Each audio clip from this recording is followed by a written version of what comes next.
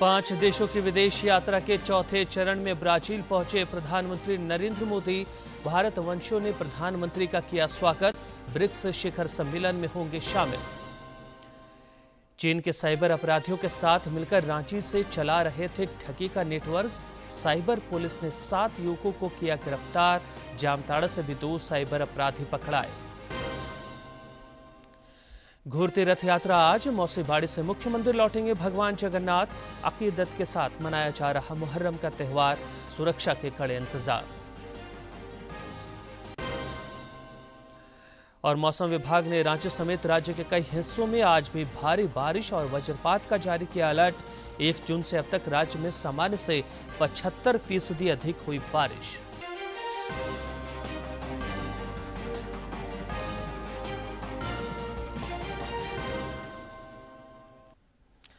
नमस्कार, खबरें झारखंड में आपका स्वागत है। मैं हूं रियाज आलम और अब समाचार विस्तार से।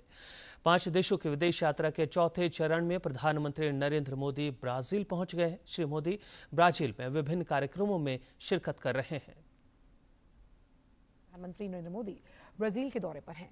प्रधानमंत्री मोदी रियो डी जेनेरियो में आयोजित 17वें ब्रिक्स शिखर सम्मेलन में हिस्सा लेंगे। इसमें वैश्विक शासन सुधार, जलवायु परिवर्तन की चुनौतियां, आर्टिफिशियल इंटेलिजेंस सहित अन्य मुद्दों पर चर्चा होनी है। सम्मेलन के बाद प्रधानमंत्री मोदी ब्राजील के राष्ट्रपति के साथ द्विपक्षीय बैठक करेंगे, जिसमें कई महत्वपूर्ण समझौतों पर हस्ताक्षर होने की उम्मीद है। प्रधानमंत्री नरेंद्र मोदी के ब्राजील की 4 दिवसीय यात्रा पर रियो डी जेनेरियो पहुंचने पर भारतीय समुदाय द्वारा भव्य स्वागत किया गया। के रियो डी जेनेरियो के होटल पहुंचे तो वहां बड़ी संख्या में मौजूद भारतवंशियों ने उनका भव्य स्वागत किया। इस मौके पर बच्चों से लेकर बुजुर्गों तक की मौजूदगी देखी गई। उन्होंने प्रधानमंत्री की अगवानी ढोल नगाड़ों के साथ नारों के उद्घोष से की। कई लोगों ने प्रधानमंत्री के साथ संवाद किया और उनकी एक झलक पाकर खुशी जताई। गौरतलब है कि ब्राजील में बड़ी संख्या में भारतीय रहते हैं।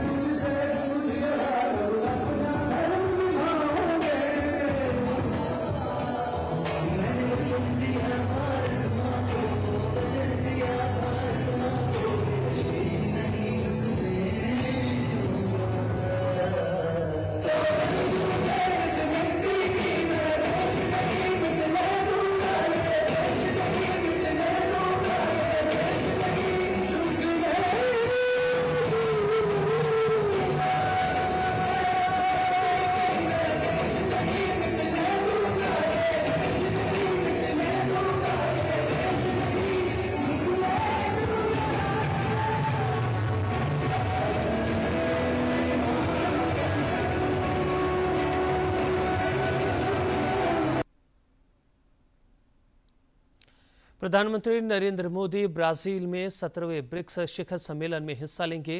यह सम्मेलन रियो डी जेनेरियो में आयोजित हो रहा है और इसमें ब्राजील, रूस, भारत, चीन और दक्षिण अफ्रीका सहित ब्रिक्स के सदस्य देशों के प्रमुख भाग लेंगे। ब्रिक्स शिखर सम्मेलन की शुरुआत आज वैश्विक शासन प्रणाली में सुधार की चर्चा से होगी। इस सत्र में केवल ब्रिक्स के पूर्ण सदस्य हिस्सा लेंगे।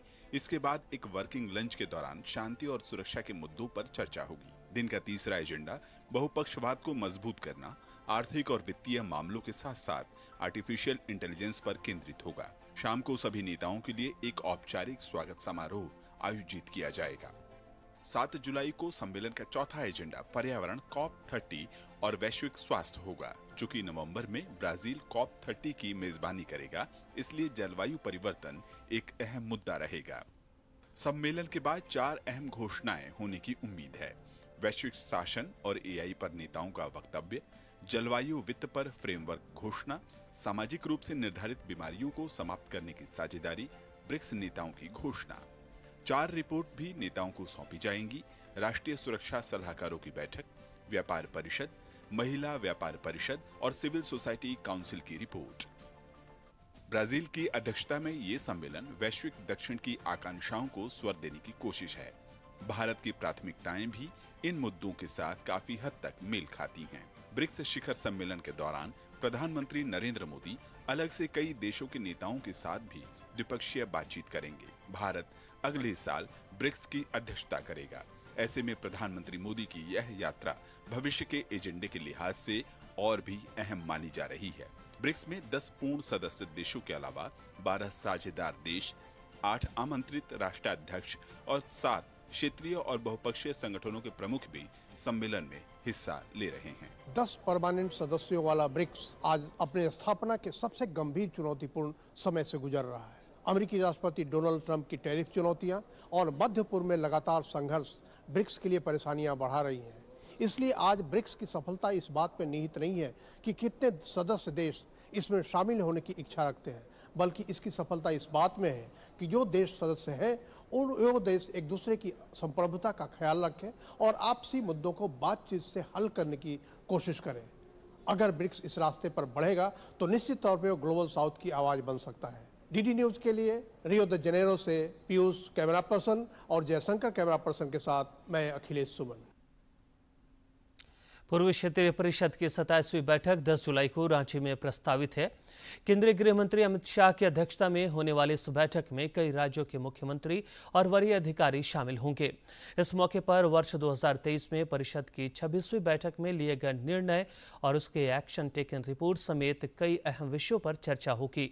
इस बैठक की तैयारियों को लेकर रांची के उपायुक्त मंजुनाथ भजंत्री ने जिला स्तर पर गठित विभिन्न कोषांगों के अधिकारियों के साथ बैठक कर व्यवस्थाओं से जुड़े कार्यों को समय पर पूरा करने के निर्देश दिए।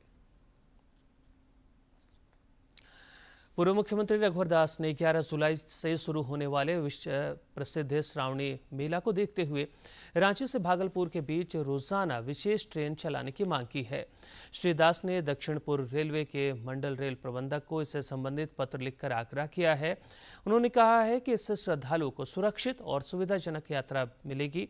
श्री दास ने कहा कि इस विशेष ट्रेन से न केवल श्रद्धालुओं को सुविधा मिलेगी, बल्कि पहले से संचालित ट्रेनों पर भी भीड़ का दबाव कम होगा।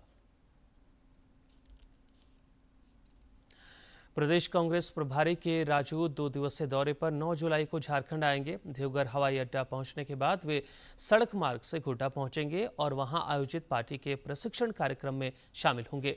इस कार्यक्रम में पार्टी के प्रदेश अध्यक्ष केशव महतो कमलेश, विधायक दल के नेता प्रदीप यादव भी मौजूद रहेंगे। श्री राजू 10 जुलाई को रांची में आयोजित कांग्रेस विधायकों की बैठक में शामिल होंगे और दिल्ली वापस लौट जाएंगे। धनबाद जिले के तोपचाची के रहने वाली 13 वर्षीय मूक बधिर बच्ची ने सुनने वाली मशीन दिलाने की गुहार मुख्यमंत्री हेमंत सोरेन से सोशल मीडिया के माध्यम से की थी।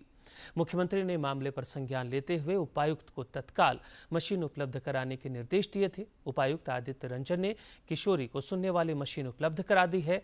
मशीन पाकर किशोरी काफी खुश है और उसने मुख्यमंत्री का आभार जताया है।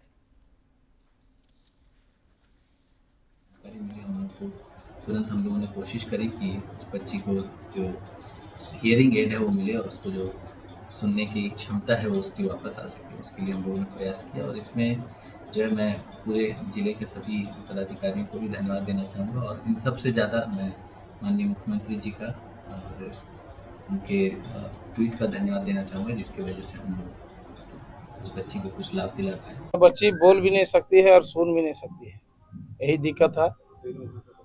डीसी साहब के यहाँ कंप्लेन मैंने भेजे थे और झारखंड सरकार को भी लिखे थे। इन लोग का गया ऊपर कागज कि इसको कान सुनने वाला मशीन आएगा, उसी को इसके अप्लाई कर दीजिए।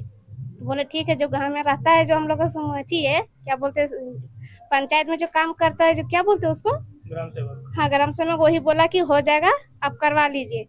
इसके लिए शुक्रिया, धन्यवाद जो आप लोग कार्रवाई काम के लिए आए। प्रवर्तन निदेशालय ईडी ने 730 करोड़ रुपए के जीएसटी घोटाले में आरोपी शिव कुमार देवड़ा, मोहित देवड़ा, अमित गुप्ता और विक्की भालोटिया के खिलाफ पीएमएलए कोर्ट में आरोप पत्र दाखिल कर दिया है। इन सभी पर 135 फर्जी कंपनियों के माध्यम से लगभग 5000 करोड़ रुपए का फर्जी व्यापार दिखाकर घोटाला करने का आरोप है। ईडी ने जीएसटी घोटाले को लेकर इस वर्ष 8 मई को रांची, कोलकाता और जमशेदपुर में छापेमारी कर इन आरोपियों को गिरफ्तार किया था।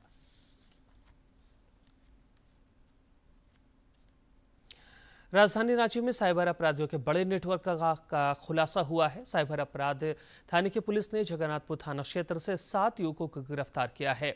ये सभी चीन के साइबर अपराधियों के साथ मिलकर ठगी का नेटवर्क चला रहे थे। ये लोग निवेश का झांसा देकर और डिजिटल अरेस्ट कर लोगों को ठगते थे। गिरफ्तार साइबर अपराधियों के पास से 12 mobile, 11 SIM card, 14 ATM card, एक लैपटॉप, चेकबुक और सोशल मीडिया चैट में 60 म्यूल बैंक खातों के विवरणी मिले हैं। इधर जामताड़ा जिला पुलिस ने भी फतेहपुर थाना के मुरीडीह में छापेमारी कर 2 साइबर अपराधियों को गिरफ्तार किया है। पुलिस ने गिरफ्तार साइबर अपराधियों के पास से 1 लाख रुपए नकद समेत कई मोबाइल फोन, सिम कार्ड और अन्य सामान जब्त किए हैं। जिले के पुलिस अधीक्षक राजकुमार मेहता ने बताया कि गिरफ्तार साइबर अपराधी झारखंड के अलावा गुजरात और उत्तर प्रदेश से भी लोगों को ठगते थे। डिजिटल इंडिया अभियान के सफलतापूर्वक 10 वर्ष पूरे हो गए हैं। इस अभियान की वजह से सेवाओं को जन जन तक पहुंचाने में सहूलियत हुई है। गिरिडीह में भी डिजिटल इंडिया अभियान से बड़ा बदलाव आया है, जिससे हर वर्ग लाभान्वित हुआ है। डिजिटल इंडिया से आर्थिक गतिविधियों को भी रफ्तार मिली है। समय में डिजिटल इंडिया अभियान सुविधा और सहूलियत का पर्याय बन गया है। इसकी वजह से गिरिडीह में भी डिजिटल लेन देन बढ़ा है, जिससे खुदरा पैसे की किल्लत झेल रहे व्यापारी और आम लोगों को सहूलियत हुई है। पैसे का जोखिम कम हो गया है। लोग अपने मोबाइल में पैसा लेके चलते हैं और हर जगह इसका ट्रांजैक्शन करते हैं। ये बहुत बड़ी सुविधा है। जिस समय आया था लोगों को लगा था किस प्रकार से इसको हम करेंगे, लेकिन भारत जैसे गरीब देश में यहाँ के लोगों ने काफ़ी स्तर तक इसको स्वीकार किया और आज गांव-गांव तक लोग डिजिटल पेमेंट के माध्यम से अपना पैसा दे रहे हैं, पैसा ले रहे हैं। और आज इसी तरह की स्वीकार्यता के कारण पूरे दुनिया में भारत यूपीआई के मामले में अव्वल हो गया है। व्यापारियों का कहना है कि डिजिटल इंडिया अभियान से हर काम आसान हुआ है, जिससे कारोबार को भी गति मिल रही है। उन्होंने कहा कि यूपीआई लेन देन ने आम आदमी की जिंदगी को सरल बना दिया है। इससे बैंक और नकदी की निर्भरता खत्म हो गई है। प्रधानमंत्री नरेंद्र मोदी के नेतृत्व में आज भारत के डिजिटल लेन देन की चर्चा विश्व स्तर पर हो रही है, जो इसकी सफलता का प्रमाण है। लोग को लेन देन में आसान हो गया है। सभी ग्राहक लोग 5 रुपया, 2 रुपया, 10 रुपया जो भी खरीदारी करते थे, वो अब डायरेक्ट डिजिटल भुगतान से ही पैसा पेमेंट करते हैं, क्योंकि हम लोग को भी खुदरा पैसा घुमाने में बहुत दिक्कत होती है। आए दिन खुदरा की बहुत प्रॉब्लम हो गया था, जिसके कारण यूपीआई बहुत आसान हो गया। आज के ज़माने में यूपीआई बहुत अच्छी चीज़ है, सभी लोग को इसको करना चाहिए। इससे हमें बहुत ज़्यादा फ़ायदा हो चुका है। आज डिजिटल पेमेंट को 9 साल हो गए हैं। हमारे माननीय प्रधानमंत्री द्वारा ये बहुत ही अच्छा कदम था। आज डिजिटल पेमेंट के कारण हमें बैंक जाने का चक्कर बहुत कम हो गया है, कैश जमा करने का।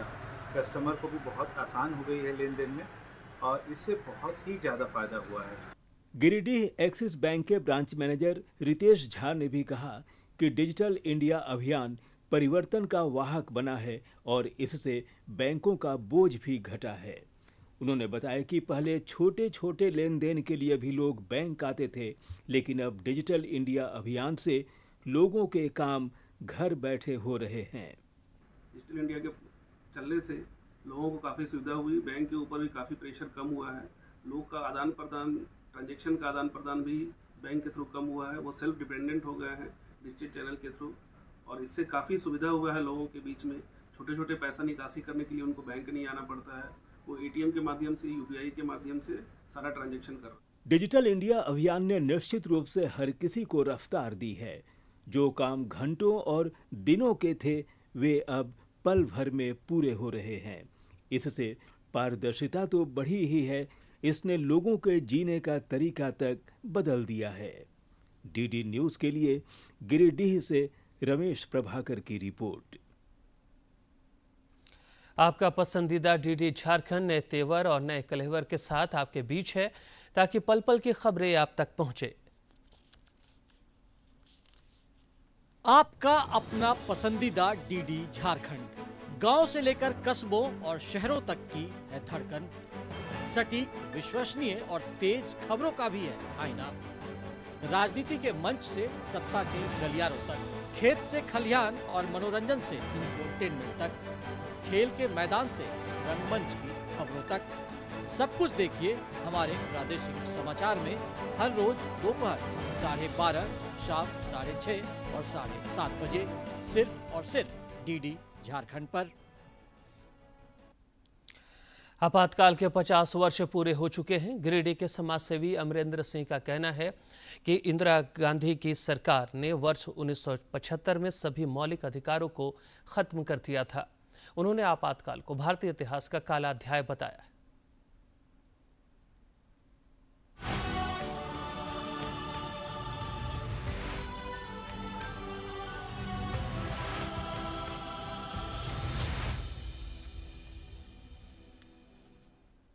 अमरेंद्र सिंह मेरा नाम। तो मैं हम लोग BA के छात्र थे। JP के आह्वान पर हम लोग छात्र आंदोलन चालू किए थे 18 मार्च 1974। उसके बाद एकाएक हम लोगों का आंदोलन तो जोशों से चल ही रहा था। उसके बाद एकाएक 25 जून 1975 को हमारे आपातकाल लागू हुआ।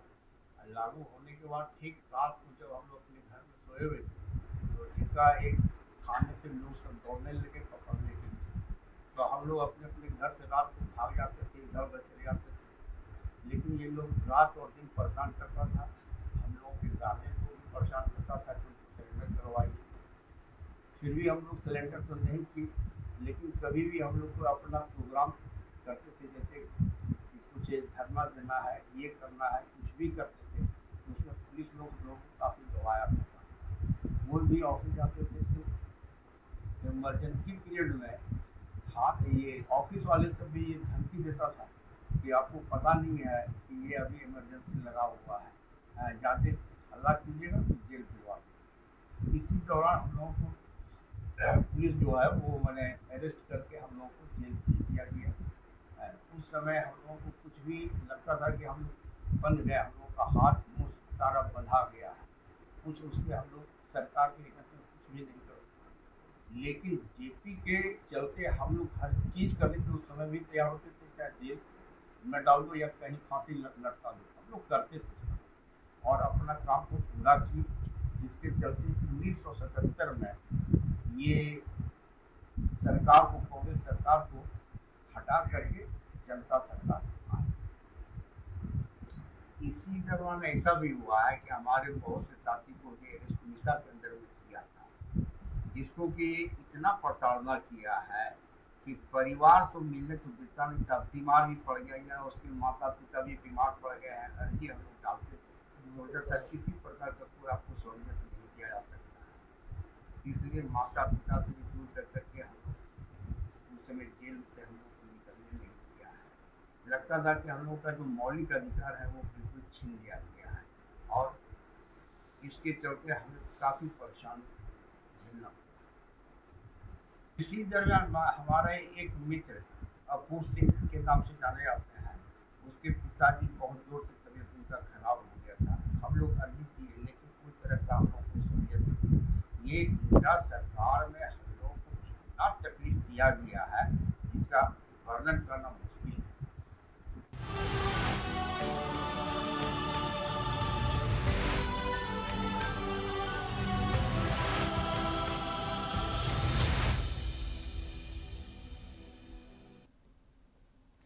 रांची के ऐतिहासिक जगन्नाथपुर रथ मेला यात्रा अब समापन की ओर है। आज घूरती रथ यात्रा के साथ ही भगवान जगन्नाथ 9 दिनों में मौसेबाड़ी में रहने के बाद आज मुख्य मंदिर लौटेंगे।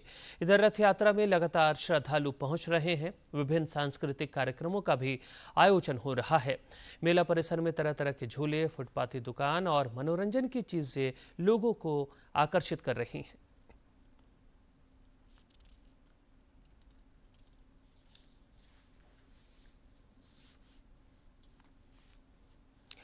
झारखंड समेत देश भर में आज मुहर्रम का पर्व मनाया जा रहा है। आज के दिन हजरत इमाम हुसैन ने हक और इंसाफ के लिए अपनी जान कुर्बान कर दी।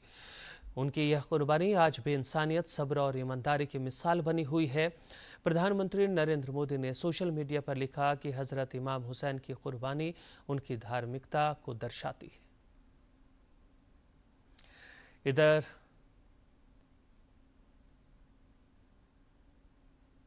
प्लेटफॉर्म एक्स पर लिखा, हजरत इमाम हुसैन द्वारा की गई कुर्बानियां उनकी धार्मिकता की प्रतिबद्धता को दर्शाती हैं। वे लोगों को विपरीत परिस्थितियों में भी सच्चाई का साथ देने के लिए प्रेरित करते हैं।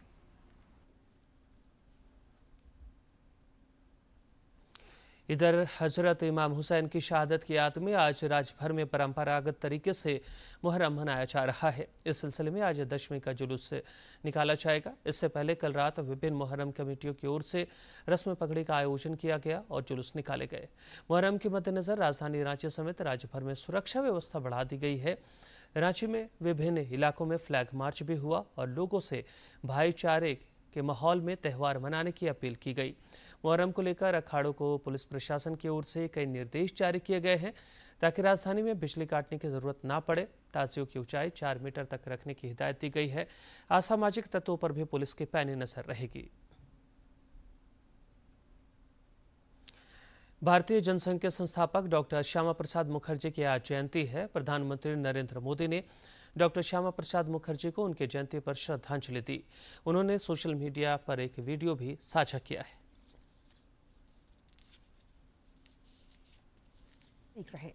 उनके संदेश ने सभी धर्मों के लोगों में सम्मान और प्रशंसा को प्रेरित किया है। मैं उनके अच्छे स्वास्थ्य और लंबी आयु की कामना करता हूं।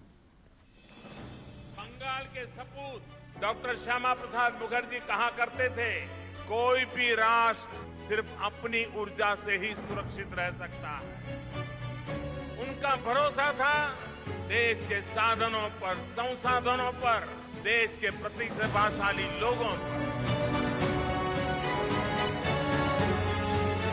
स्वतंत्रता के बाद देश को हताशा से, निराशा से निकालने का उनका विजन आज भी करोड़ों लोगों को प्रेरणा दे रहा है। देश के पहले उद्योग और आपूर्ति मंत्री के तौर पर उन्होंने देश की पहली औद्योगिक नीति बनाई। वे कहते थे, अगर सरकार देश के शिक्षण संस्थान और औद्योगिक संगठन मिलकर उद्योगों को बढ़ावा देंगे तो देश बहुत जल्द ही आर्थिक तौर पर भी स्वतंत्र हो जाएगा। शिक्षा से जुड़े क्षेत्र के लिए, महिला सशक्तिकरण के लिए, देश की परमाणु नीति को दिशा देने के लिए उन्होंने जो कार्य किया, जो विचार रखे, वो उस दौर की सोच से भी बहुत आगे के थे।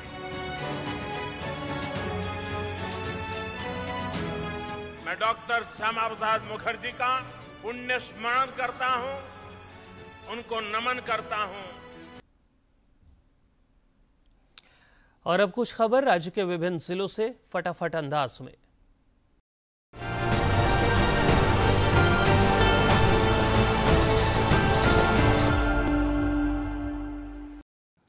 जमशेदपुर के पोटका प्रखंड के आसनबनी प्राथमिक चिकित्सा केंद्र में प्रसव सेवाएं शुरू हुई। पहले नवजात बेटी के जन्म के साथ यह सेवा शुरू हुई। इस दौरान जच्चा और बच्चा दोनों स्वस्थ हैं। उपायुक्त कर्ण सत्यार्थी ने महिलाओं को नजदीकी स्वास्थ्य केंद्र में बेहतर स्वास्थ्य सेवा उपलब्ध कराने के संकल्प दोहराई। जमशेदपुर समाहरणालय सभागार में उपायुक्त कर्ण सत्यार्थी ने नगर निकाय के अधिकारियों और अन्य लोगों के साथ नगर निकाय अंतर्गत संचालित योजनाओं की समीक्षा बैठक की।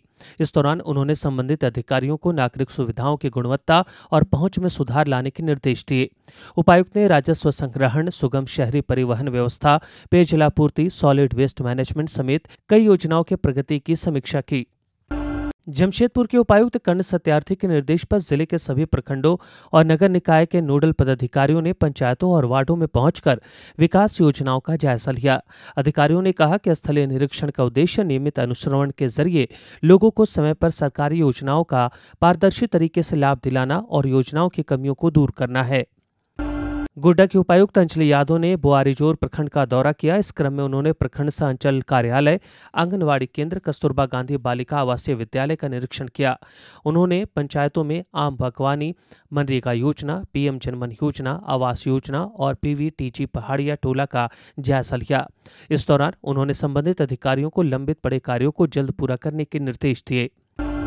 खूंटी उपायुक्त आर रौनीटा के निर्देश पर मुरहू प्रखंड के गनालोया में धरती आबा जनजातीय ग्राम उत्कर्ष अभियान के तहत शिविर का आयोजन हुआ। शिविर के माध्यम से ग्रामीणों को योजनाओं का लाभ दिलाया गया। मौके पर आयुष्मान कार्ड, आधार कार्ड, जन्म प्रमाण पत्र समेत कई प्रमाण पत्र भी बनाए गए और कई कल्याणकारी योजनाओं से ग्रामीणों को अवगत कराया गया।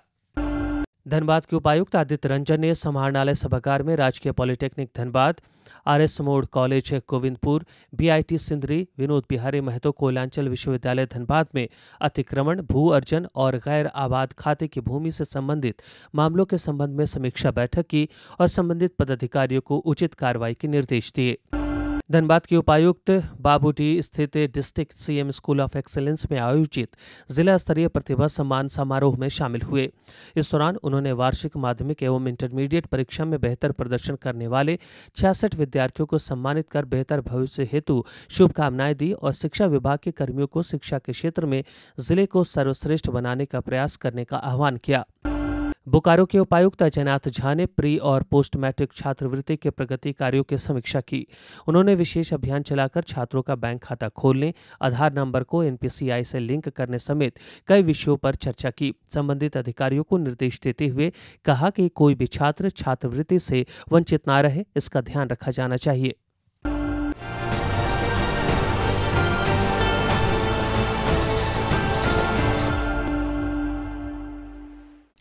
राज्य में मानसून की बारिश लगातार जारी है। मौसम विभाग ने राजधानी रांची, लोहरदगा, सरायकेला खरसावां, जमशेदपुर, गुमला, लोहरदगा, खूंटी और सिमडेगा समेत राज्य के कई हिस्सों में आज भी भारी बारिश के साथ वज्रपात का अलर्ट जारी किया है। मौसम विभाग ने बताया कि 10 जुलाई तक बारिश से राहत मिलने की उम्मीद नहीं है। पूरे राज्य में 1 जून से अब तक 404 मिलीमीटर बारिश हो चुकी है, जो सामान्य से 75% अधिक है। और अंत में मुख्य समाचार। 5 देशों की विदेश यात्रा के चौथे चरण में ब्राजील पहुंचे प्रधानमंत्री नरेंद्र मोदी। भारत वंशियों ने प्रधानमंत्री का किया स्वागत। ब्रिक्स शिखर सम्मेलन में होंगे शामिल। चीन के साइबर अपराधियों के साथ मिलकर रांची से चला रहे थे ठगी का नेटवर्क। साइबर पुलिस ने 7 युवकों को किया गिरफ्तार। जामताड़ा से भी 2 साइबर अपराधी पकड़ाए। गुरती रथ यात्रा आज मौसीबाड़ी से मुख्य मंदिर लौटेंगे भगवान जगन्नाथ। अकीदत के साथ मनाया जा रहा है मुहर्रम। सुरक्षा के कड़े इंतजाम। और मौसम विभाग ने रांची समेत राज्य के कई हिस्सों में आज भी भारी बारिश और वज्रपात का जारी किया अलर्ट। 1 जून से अब तक राज्य में सामान्य से 75% अधिक हुई बारिश।